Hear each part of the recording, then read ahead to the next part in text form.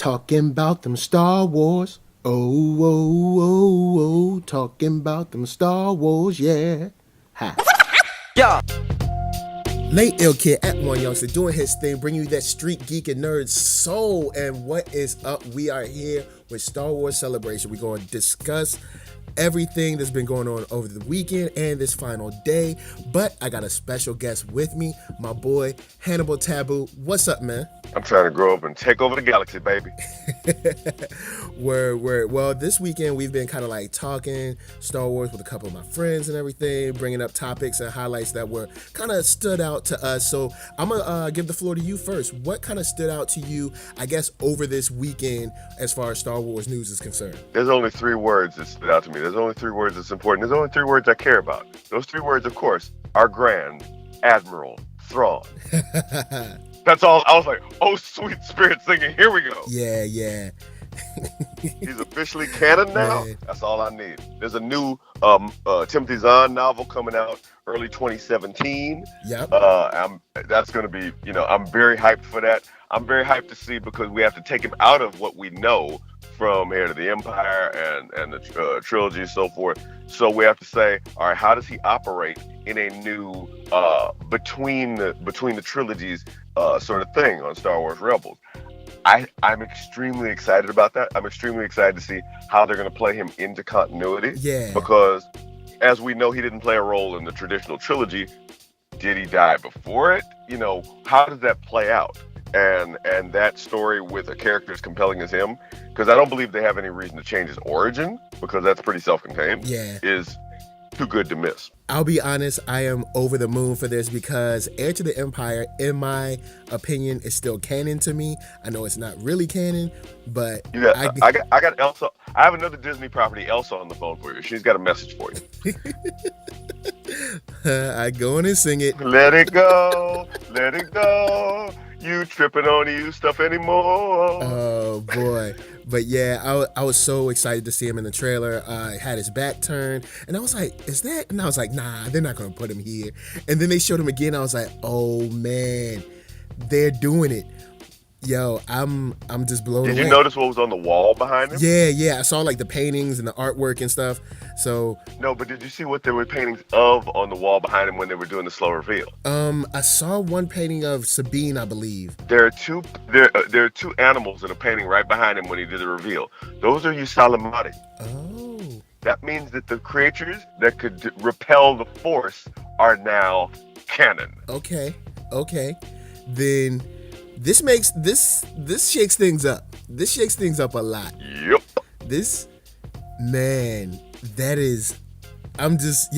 I think everybody is so excited about Grand Admiral Thrawn, just in general.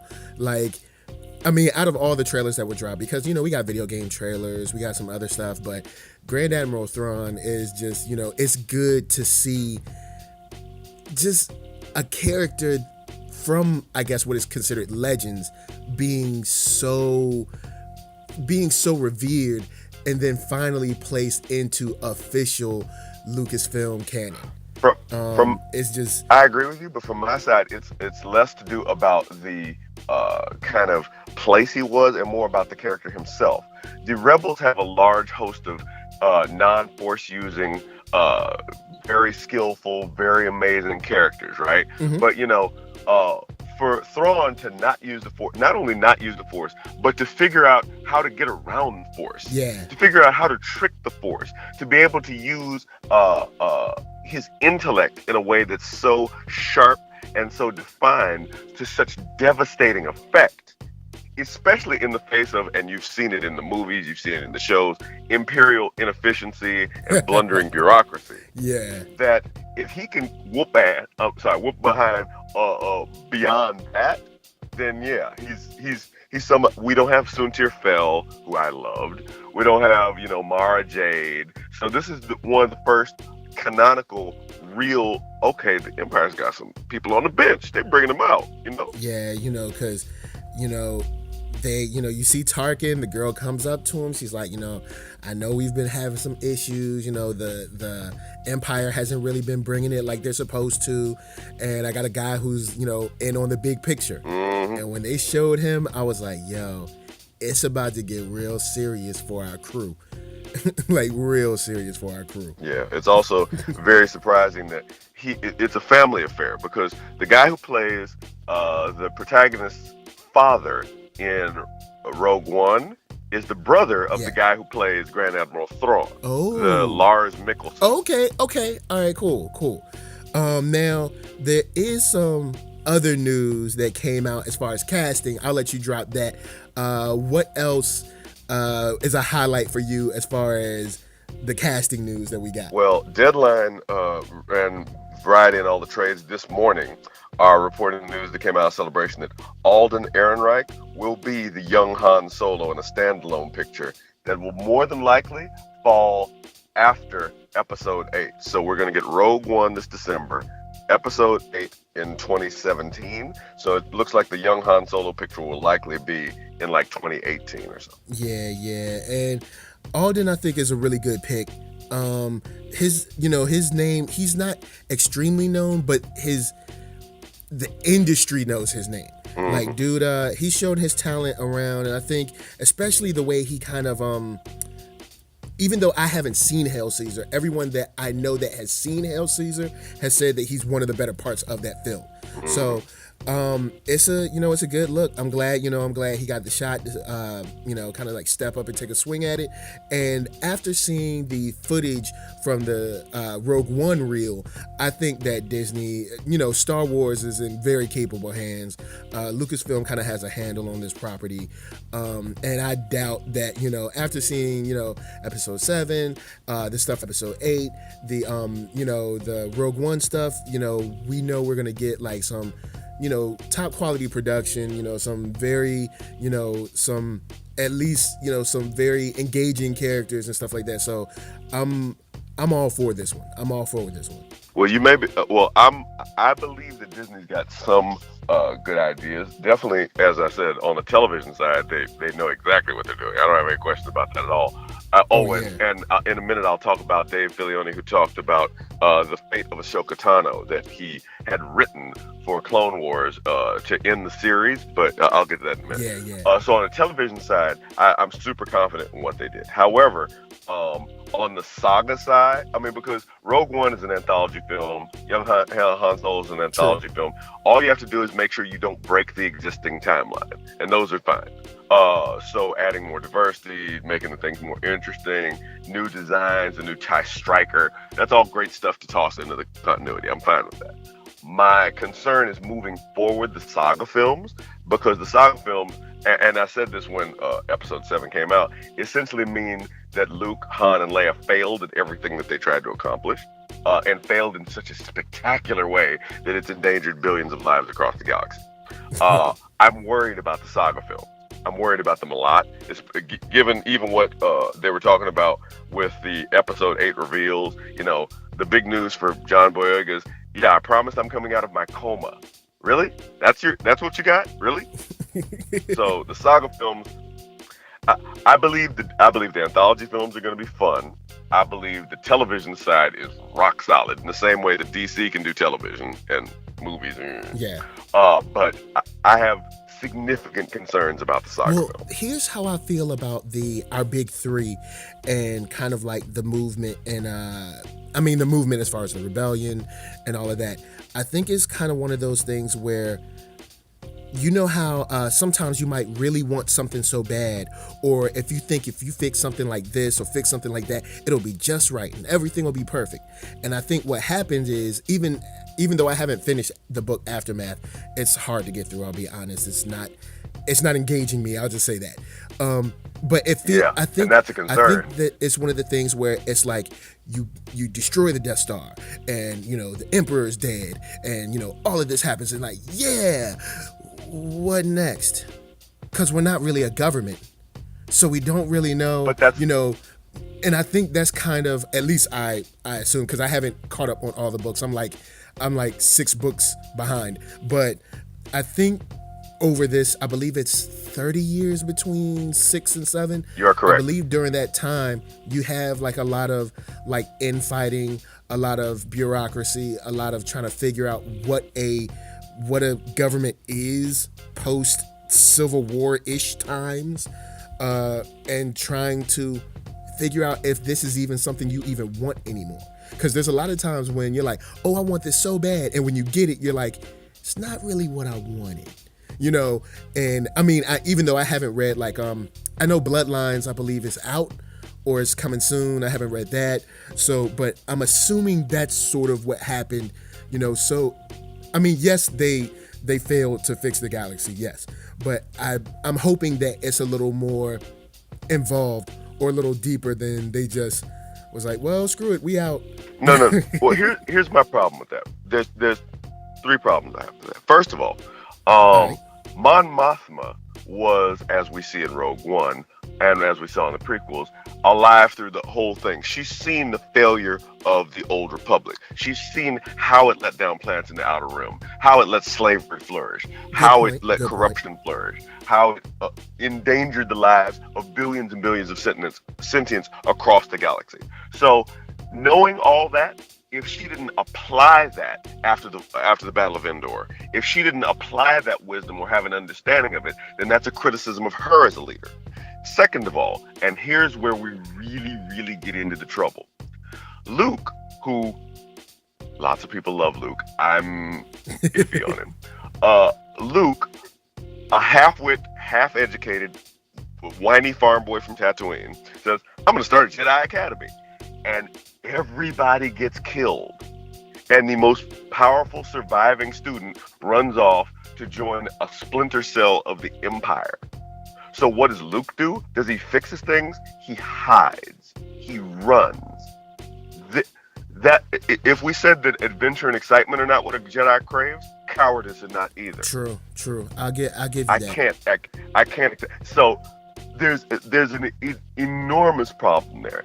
And then when you add to that Leia, for all her, and I believe Leia has what I thought Barack Obama's problem was. She's great at campaigns, but actually working and actually doing the work once you get in is a different story. You know, she can fight an empire, she can fight a resistance, you know, she can do that. But when it comes to the actual nuts and bolts of governing thousands and thousands of worlds with so many lives. That's what I was talking about. I think she was like, once she got it, she's like, yeah, we won. And then she was like, okay, so how do I turn off the fighter and become the I guess the delegate or whatever, you know what I'm saying? Because you got to look at Rebels. I mean, she's been fighting the Empire since she was a kid.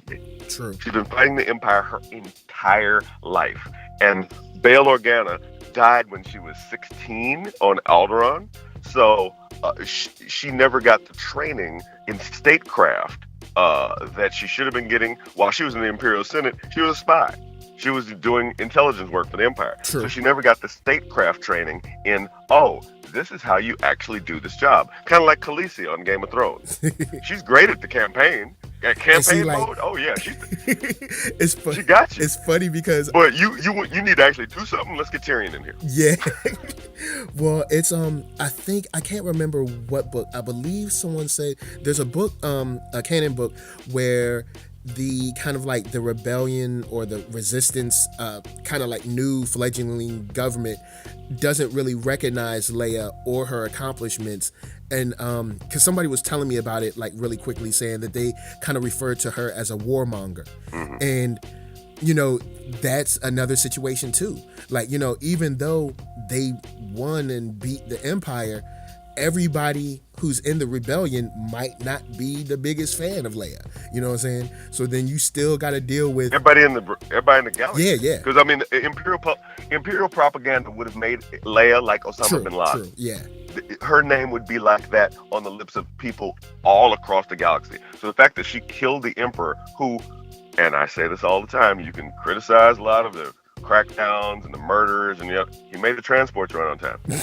You know, how many slaves were on Tatooine when the Empire was cracking? Only at Jabba's palace. True. So, you know, you can say a lot of negative things about him, but for a lot of people, and this was one of the cases brought up. He did streamline a lot of the, you know, the governmental processes. I will say that. And they mentioned that in Mara Jade talked about that in some of her expanded universe stuff. And Cross in the Dark Horse series is like the Empire brings order where there was once nothing but chaos. And for lots of people, that's a good thing. So the rebellion, Leia and her little plucky band of schmucks, were fighting against that. So that's kind of a hard sell, especially when you're a teenager, a scruffy-looking nerf herder, and a whiny farm boy who don't know what you're doing. And Mon Mothma does not have the wisdom. General Nadine does not have the wisdom that experience should have given him. Yeah. Because, now you think about it, you got two kids and, like, a sort of adult. Because Han Solo wasn't, Han Solo He's wasn't, no like, this old, like, he wasn't like Max von Sydow in Force Awakens. He's like this guy that's kind of like, he gets by on his charm and, a couple lies and stuff. So you got this dude that, like, nobody is really too keen on. Some kid from some backwater planet, and I guess he has powers. So who's the son of a murderous Jedi? A murderous fallen Jedi. And then some young girl that and some people might even be calling out nepotism on her. Mm-hmm. So there's a lot of stuff that when you kind of like break it down and like try to put it into kind of like normal terms of how like people's emotions would be, it's like, they kind of failed, but is it all their fault? Maybe not, but I guess without me reading all of the books, because I'm sure there's actually going to be in my comments like, well, in book such and such they dealt with this, but let's hear it. Because here's my thing, and I don't want to be, I don't want to be a Palpatine apologist. I don't want to be that person, because yes, the murders and blah blah blah. But and I definitely don't want people to read into this that I support the First Order, because if the rebellion were a band of teen wannabes, the First Order are cosplaying teen wannabes. They're even worse. They're even worse at what they do, because I mean, so yeah, definitely. Yeah, because the resistance is like,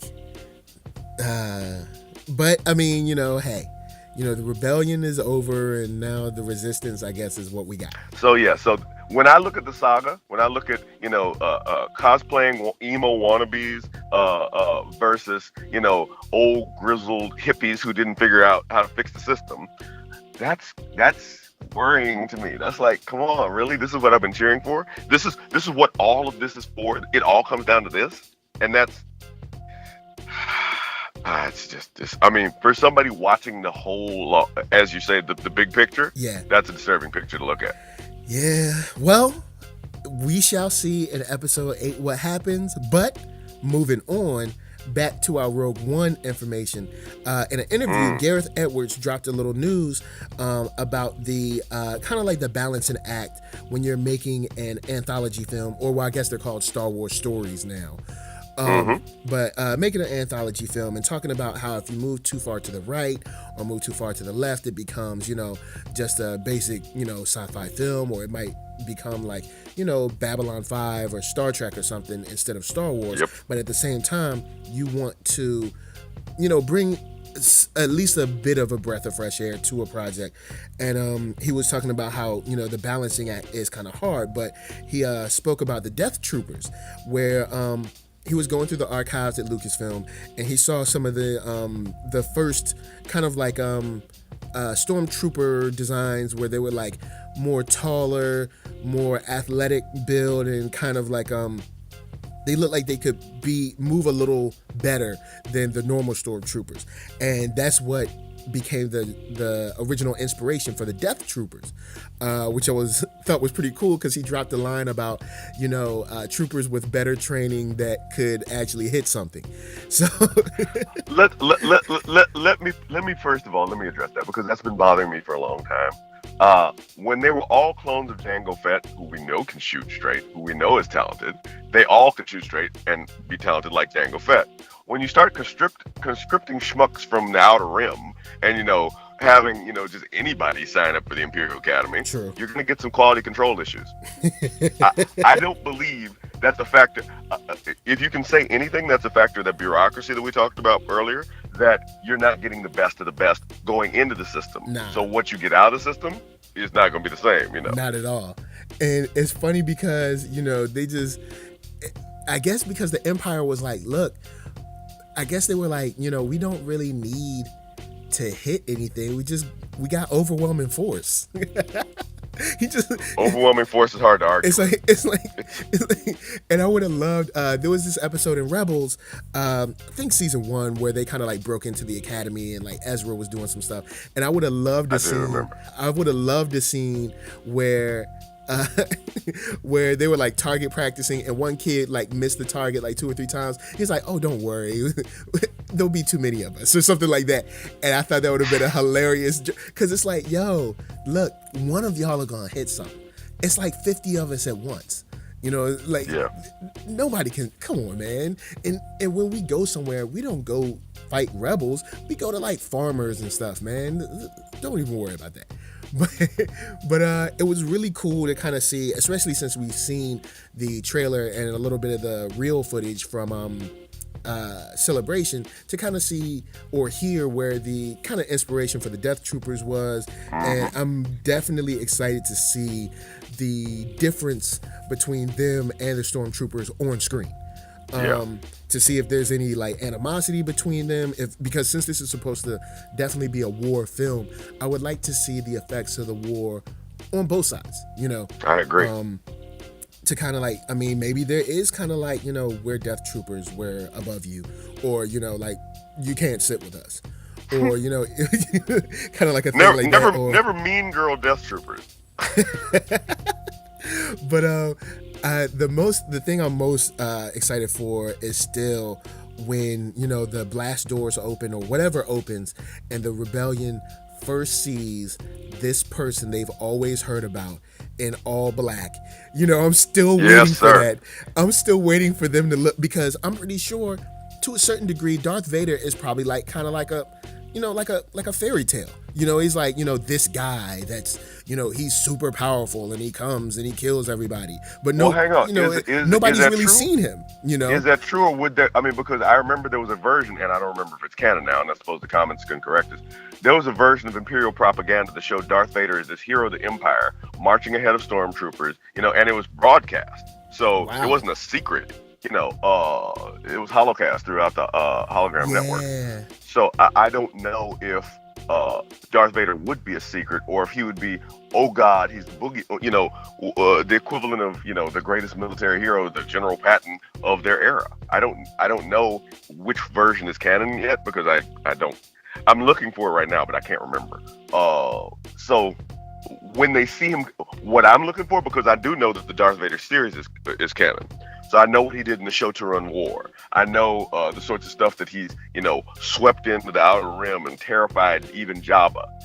He walked into Jabba's palace the way that Luke tried to later on, and did everything that you like, oh, that's what Luke was trying to do.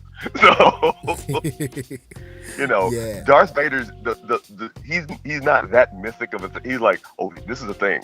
Something's happening, and it's not good.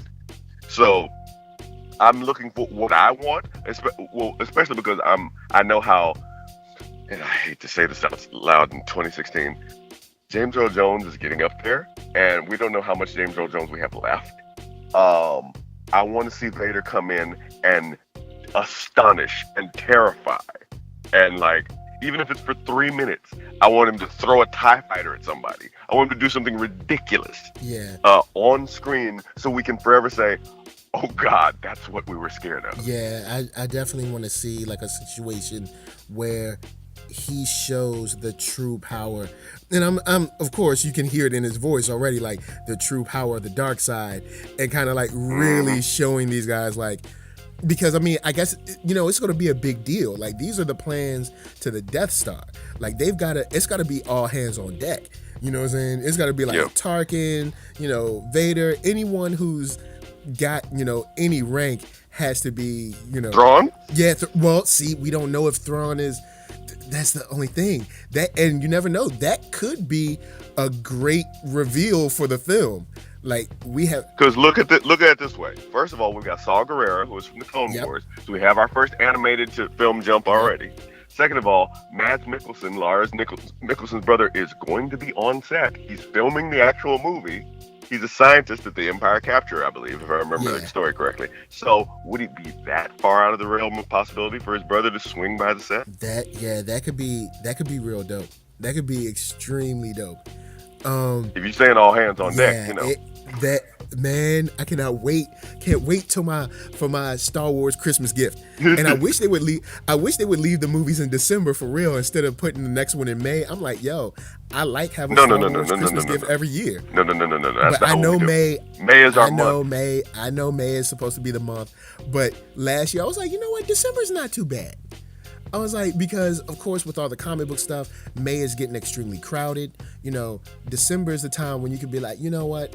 We have all these family and Oscar films, but I do have my action adventure film I can go to in December. You know what I'm saying? All right, I get. I mean, for me, I've grown up with May. May was my month. Yeah. So. Yeah. It's just that since things have changed so much, I'm like, I understand why putting it in May, but then I'm like, you know what? December's not bad. I'll allow you can you can own December. Yeah. You know what I'm saying? As a film, as far as box office, you can own December. And for a merchandising company, when you have toys to push, that's the way to go, because you'll dominate the holiday season. Yeah. So monetary wise, December's great, but of course, kind of property respect wise, I understand putting it back in May. I definitely understand that one. There might be room to do both. True. You can throw your anthologies Star Wars story in December and throw your episodes in May. But let's see. Next up, I did see a trailer for the Lego Star Wars, the new season of the Freemaker Adventures. Now, the new trailer. Now, the Freemaker Adventures is something that I've never ever watched. And just heard about it today, so I peeked the trailer out, and it skews extremely young, so it's definitely not for me, but I did laugh during the trailer, and I thought it was cute.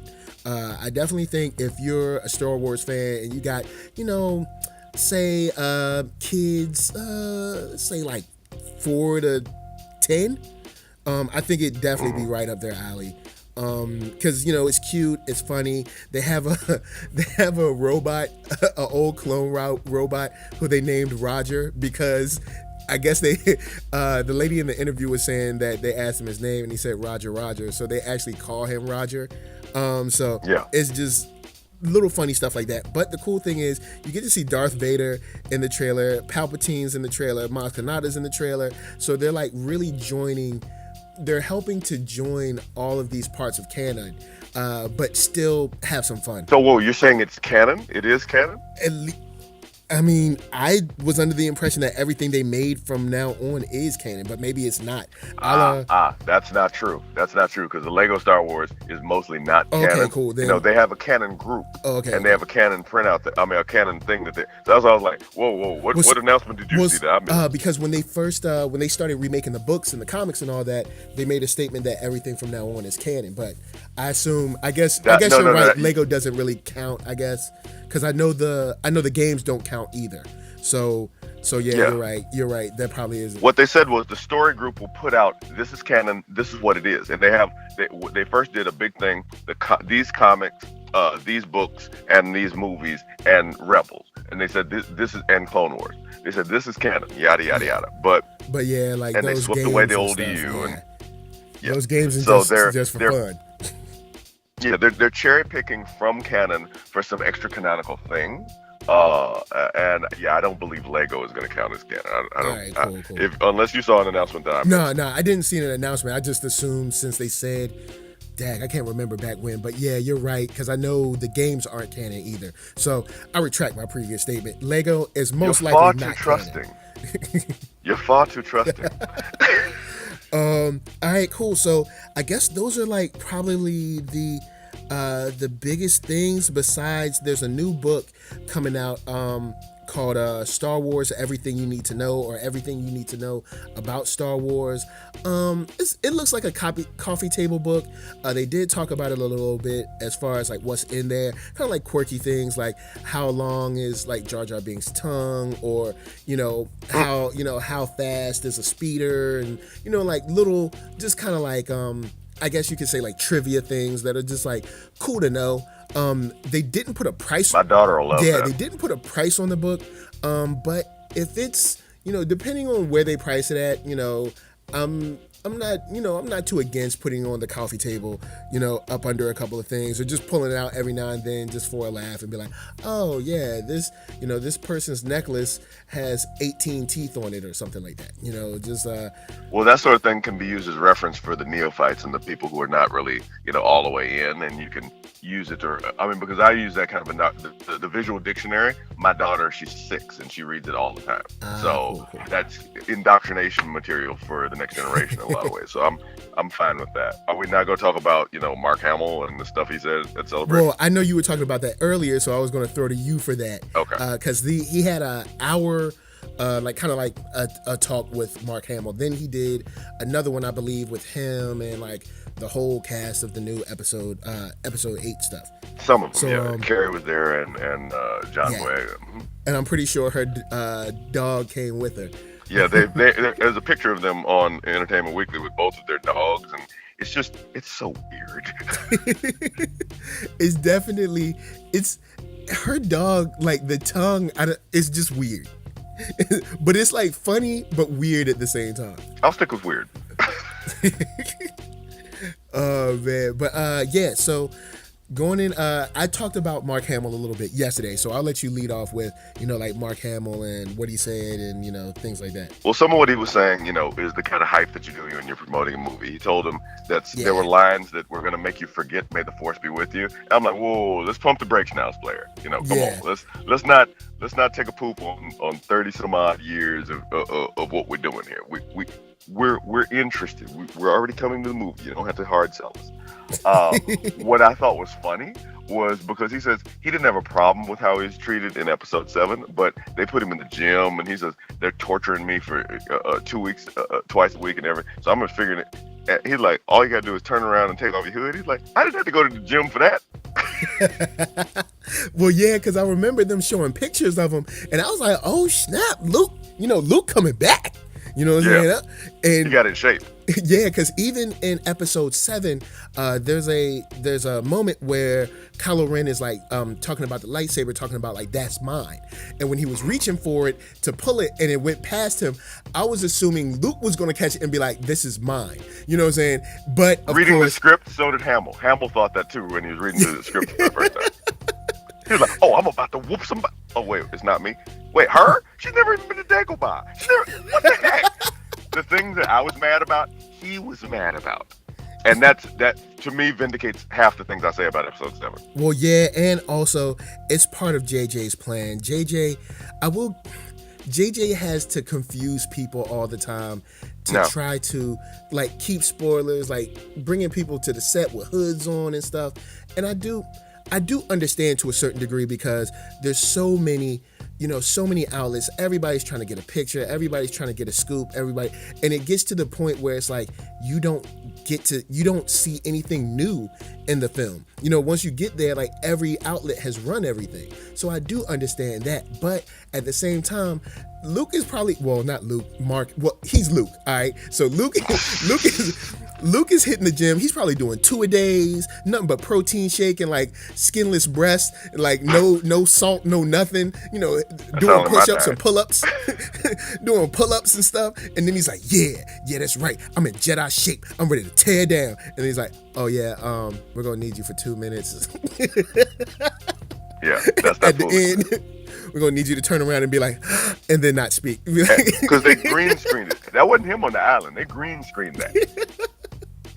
Oh man, it's sad. It would have been funny. It would have been hilarious, like if like right before like they closed the credits, he was like he was about to speak like and then it was just like but it's I would have been I can understand his angrier. frustration. Yeah, and it's mine. So, what else was he talking about? Well, he was also talking. He talked about the lines. He talked about that and what he thought he was going to be doing, and he's really teasing things. What was really nice was to see him with Carrie talking about, people ask all the time, are you really like brother and sisters? He says, yeah, we fight all the time. Still, all these decades later, they're still squabbling back and forth with each other. And she says she admitted that she drove him crazy, but for me to watch their development throughout the industry. So, I mean, the fact that she went on to be, and a lot of people don't know this, a really big script doctor, that a lot of movies that got better because she was like, no, let's do this in the script, and that's something she did behind the scenes in Hollywood. And his going, I know, right? And his going into voice acting world, where he gave us the impossibly great Joker from the Batman animated series. True. And so much other work that he's done. So, yes, we see them as Luke and Leia, but they see themselves as much more than that. And in Celebration, you got a glimpse of that. And it's nice to see them being able to bring those other parts of their personalities, even as weird as it is seeing the two of them with dogs on stage. Yeah, it was strange because it's like the dogs are just like, am I getting paid for this? Like they're just like sitting, chilling, like, and they're giving like a serious, like a serious panel, but it's like hard to be serious in the panel when you got a dog whose tongue is like, I don't know, like just stuck to his lip or something. I don't know. Cause like Mark's dog is like, okay. I mean, he could use a groom, but he aight.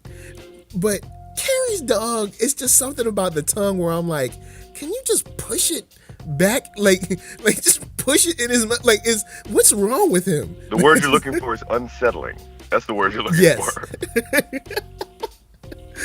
But yeah, it is cool because he even made a statement about like when they were fighting, like, I'd defend her with my life. And you do get an idea that like this is a property that these people, they're getting paid to act, of course. Yeah. But it's kind of like they enjoy doing this. There's a difference between like, just getting paid to do something that you're good at and then getting paid to do something that you're like, I like this stuff. I like these people I'm working with. Yeah. And like it shows because I've seen some panels on films and TV shows where it was like definitely, I don't know if I'd say tense, but you could tell that the actors were like, hey, I'm here to do my panel and I'm out. Yeah. I'm just here so I won't get fined. Yeah. Like I signed that I was going to come to the panel, so here I am. Yeah. It's hard to get into this franchise and not get hyped for it because it's a retirement plan. You'll be able to do conventions for the rest of your life and so on and so forth. So yeah, definitely. And the coolest thing is not only are the older actors that were there like our foundation for Star Wars, but even the newer actors are excited about it. It's like they're enjoying it. So it's not like a situation where it's like only the older actors have a respect for it. Like even the young, like when you see John Boyega, when you see Daisy Ridley, like yeah, like they really love this stuff. They're enjoying it and they're having a good time. And it shows. I watched this morning. I watched some of episode 7 just to see kind of like, I mean, Star Wars is cool in general, but because a couple of days ago I watched the opening battle sequence in episode 3. But like John Boyega, just his scene with Oscar Isaac, when they fly out, when they escape the ship, it's escaping me, but when they escape out of there, just the friendship that they're able to build in that, like, I don't know what, 3 minutes, like it's just cool. You have these two actors just having fun on set. Well, I mean, I guess, well, yeah, on set. I think their real friendship was much stronger than the friendship that the script allowed. But I think what you're seeing, I'll give you that. Is chemistry between actors, not necessarily narrative skill. Good point, because these are two actors that kind of enjoy being with each other already. So it pours into the film, and like I can watch that scene probably like once a week or so and just like enjoy it, because it's like, you need a pilot, I need a pilot. Like it's just like stuff like that where it's like their interaction, how they talk to each other, it just pours in, and it's stuff like that that gets me hyped for this, franchise going forward. But any other highlights? Because I've been on these for the last 2 days. But are there any other highlights that you want to touch? Because I'm not sure. Are you a gamer? If you are, EA did drop some stuff. I was looking at the stuff, the fact that we'll be able to play Rogue One on Star Wars Battlefront. That's interesting to me. What I really was like, I noticed there's a new game where you can train as one of Luke's apprentices after Return of the Jedi, but it's only on a certain kind of phone. And I'm like, that's not what I want. Oh yeah, it's an Android phone. It's on the HTC, one of the HTCs, and I can't think. Yeah, of it and it comes now. pre-installed. I'm like, that's not what. Stop it.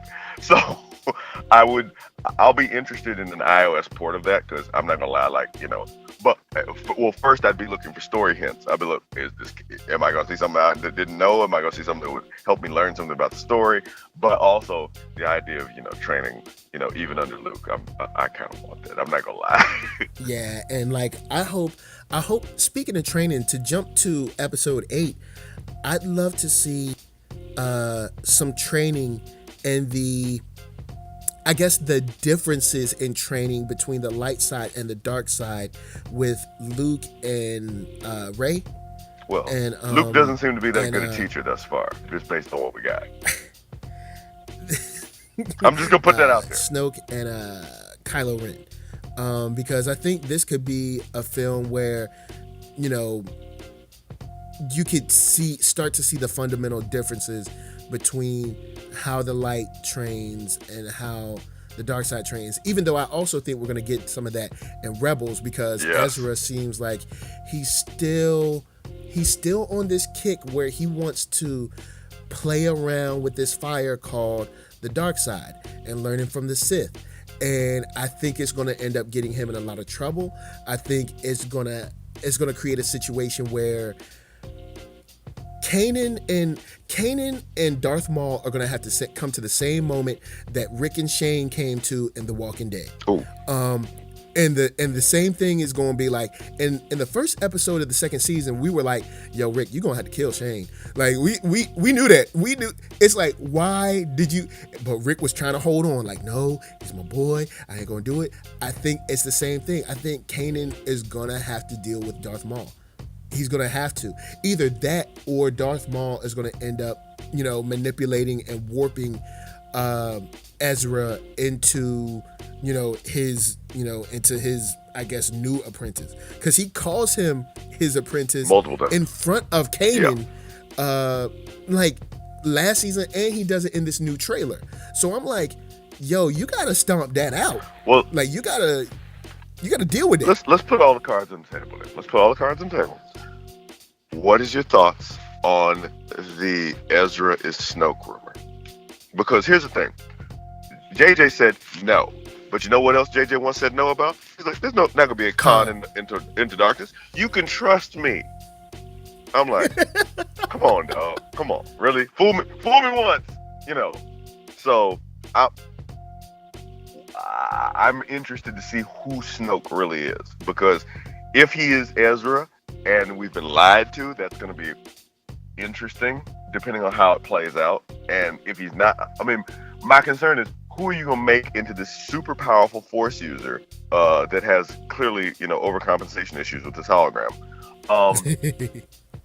That will be able to, that fits with a group of wannabes and losers and cosplayers. Well, because I'm like, he doesn't really fit in. He's manipulating them as well. He knows, because if you look at how Kylo Ren and General Hux play, they're both really looking hard for a father figure. So it wasn't hard to manipulate those two against each other.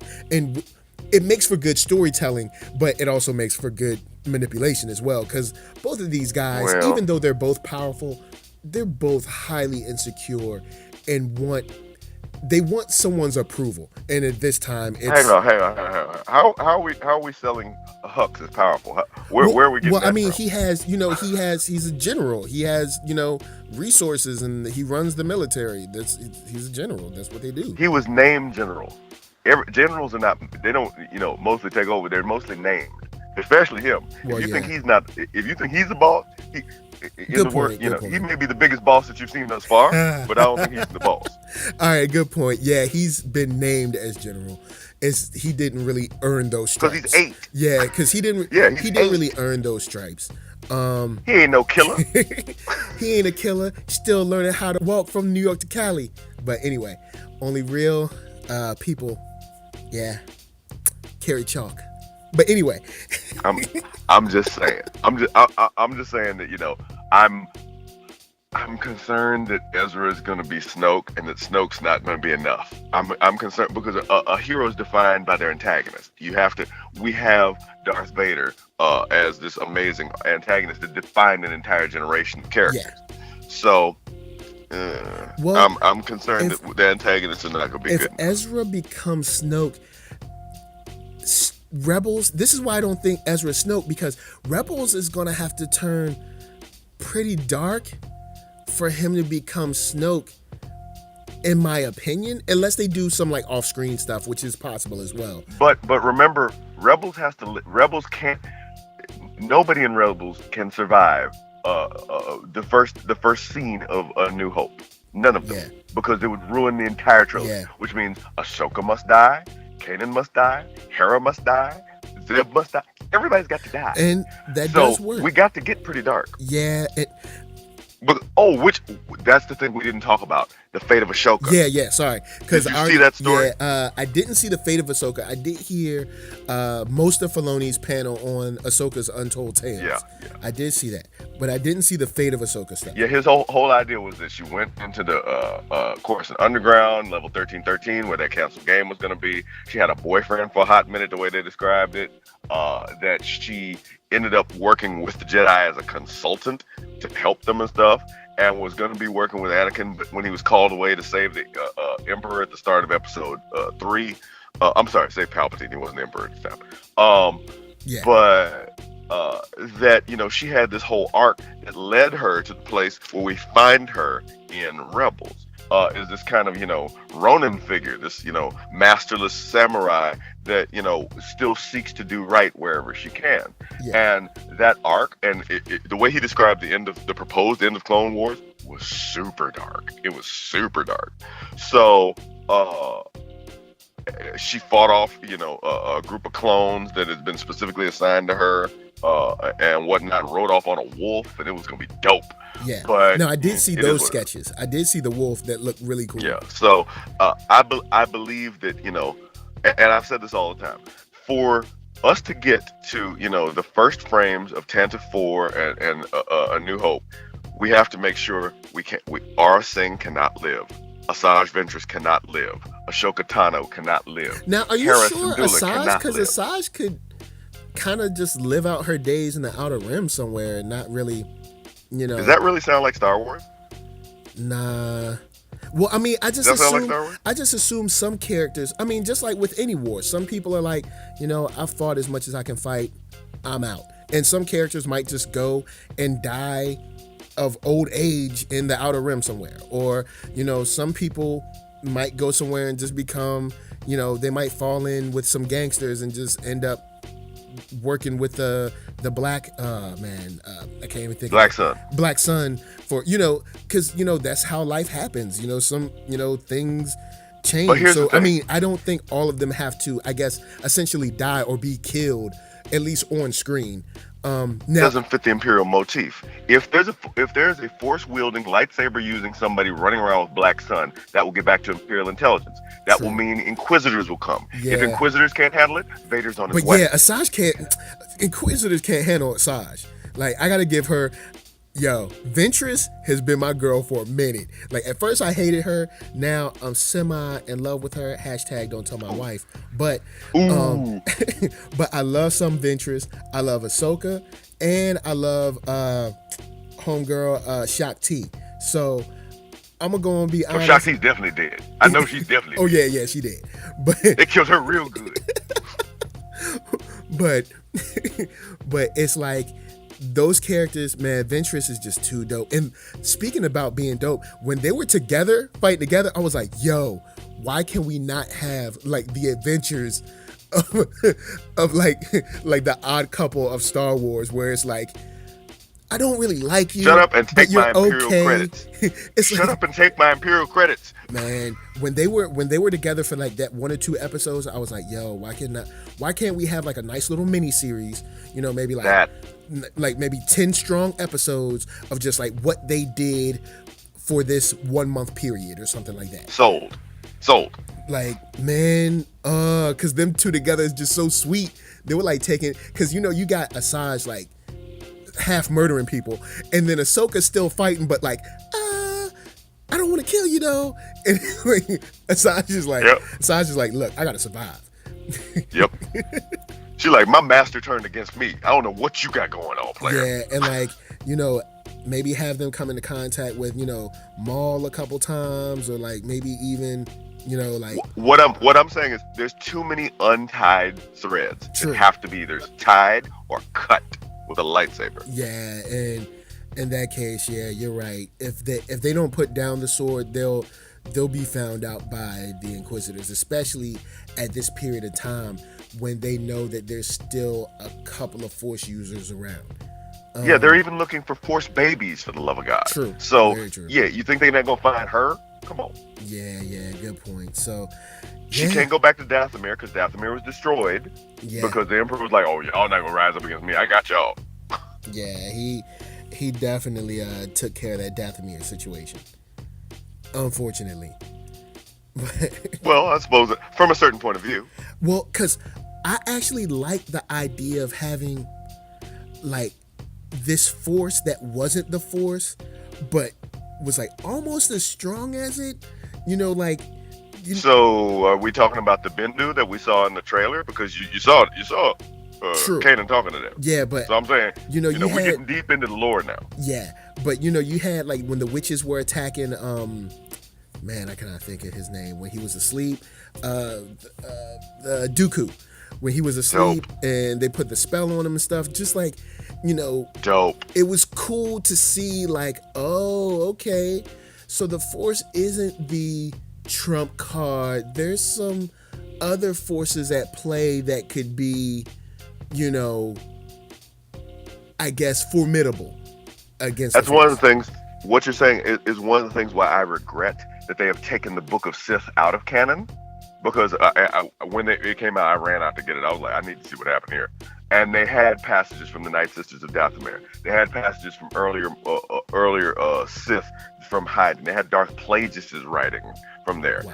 And there was so much story grist there that expanded on what the Force was and what it could be. To see that taken out of canon for me was, well, it wasn't Thrawn, but it hurt. Yeah, it seems like it'll be back, because it does look like Pablo Hidalgo has been slowly taking, I guess, what's considered legends and peppering it back into canon. Like, so I think that we'll see Revan, we'll see Plagueis. Well, Plagueis is technically canon already because he was Plagueis ain't referred to, but his writing, his writings and stuff. I think those are things that will be peppered in slowly in the future, because I think, Knights of the Old Republic, even though I never played the game, I understand that is a gold mine, because you got storylines that you can tell that are thousands of years. You don't have to worry about any canon, because this is like thousands of years before now. So you can do kind of whatever you want, I mean, to a certain degree. Yeah. To a certain degree. I mean, you can't be like, Palpatine walked in and gave me a high five. Like, you can't do that. but you can pretty much. Palpatine's he's more of a black hand side sort of guy. That's what he would give it to. But you can definitely do a lot when you're like, oh, this was, 4,000 years ago or 5,000 years ago. You really can do sort of like whatever you want. You can say it's however much time you want to, you know what I'm saying? Similar to like Valiant's run on 4001 AD. Like, you can kind of do what you want, because it's like 2,000 years in the future. So it's, the world is your playground with that. But is there any other highlights before we wrap up on this weekend of beautiful greatness? We talked about Young Han. We talked about Rogue One. Yep. I think we may have covered most of it. But yeah, I'm looking forward to see the new product coming out. I'm looking forward to see which way we're going, and my family has talked me into, despite my stand against Florida because they're super racist, my family's talked me into going to Disney World at Thanksgiving. So I'm going to go to the Star Wars land there and see what they got cracking. Word up. Well, of course, guys, chop it up in the comments with us below. Let us know what you loved about Star Wars Celebration. And remember, if you want to stay up on the Star Wars news, you got StarWars.com, you got StarWarsNewsNet.com, and Star Wars' YouTube channel as well. Instagram Star Wars Daily is really good. Yeah. Keep forgetting about the IG feed. So yeah, of course. VA, what up? LA, what up? RVA, you got my heart. And once again, Hannibal, where are you from? I cannot remember. Sorry. Memphis, Tennessee, what up? And of course, don't forget, like, comment, and subscribe. Peace. See ya.